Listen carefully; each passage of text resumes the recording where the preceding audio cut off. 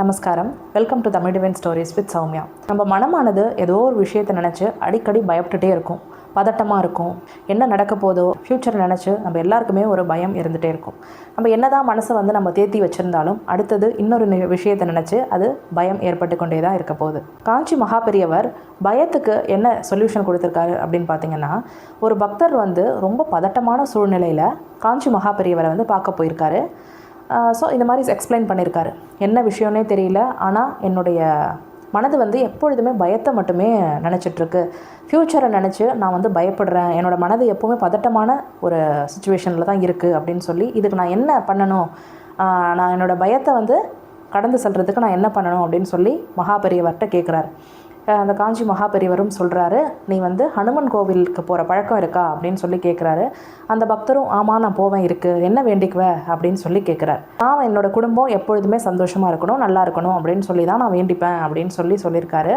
மகா பெரியவர் இனிமே இந்த மந்திரத்தை நீ சொல்லி 108 முறை, நான் சொல்லி கொடுக்குற இந்த மந்திரத்தை 108 முறை நீ சொல்லி உன்னோட மனசில் இருக்கக்கூடிய அந்த பதட்டம், பயம் இதெல்லாம் விலகி போகணும். எதிர்மறை எண்ணங்கள் என்னை விட்டு போகணும், நேர்மறையான எண்ணங்கள் மட்டும்தான் என்கிட்ட இருக்கணும், அப்படி இந்த பயம் எல்லாம் என்னை விட்டு நீங்கி போகணும் அப்படின்னு சொல்லி முழுமையாக ஹனுமனுடைய திருவடியில் நீ சமர்ப்பணம் பண்ணிவிட்டு நான் சந்தோஷமாக இருக்கணும்னு சொல்லி வேண்டிட்டு வா. உன்னுடைய இந்த பயம் எல்லாம் கொஞ்சம் கொஞ்சமாக உன்னை விட்டு போக ஆரம்பிக்கும் அப்படின்னு சொல்லி இந்த மந்திரத்தை சொல்லி கொடுத்துருக்காரு. ஸோ நமக்கும் நம்மளுடைய வாழ்க்கையில் என்னன்னே தெரியாமல் ஒரு விதமான பயம், பதட்டம் இருந்துக்கிட்டே தான் இருக்கும். நம்ம மனசை தேத்தினாலுமே இன்னொரு விஷயத்தை நினச்சி அந்த மனமானது பயந்து கொண்டே தான் இருக்குது.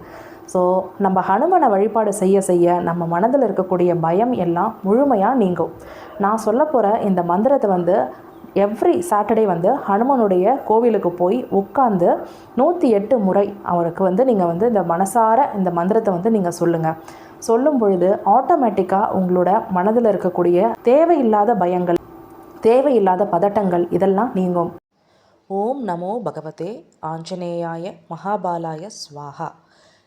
இந்த மந்திரத்தை எவ்ரி சாட்டர்டே நீங்கள் ஆஞ்சநேயர் கோவிலுக்கு போயிட்டு ஆஞ்சநேயரை நல்லா தரிசனம் பண்ணிவிட்டு உங்களோட பயம் எல்லாம் நீங்கணும் அப்படின்னு சொல்லி நல்லா வேண்டிக்கிட்டு ஒரு 21 முறையிலிருந்து நீங்கள் உங்களால் எவ்வளோ தூரம் முடியுதோ அவ்வளோ தூரம் நீங்கள் சொல்லலாம்.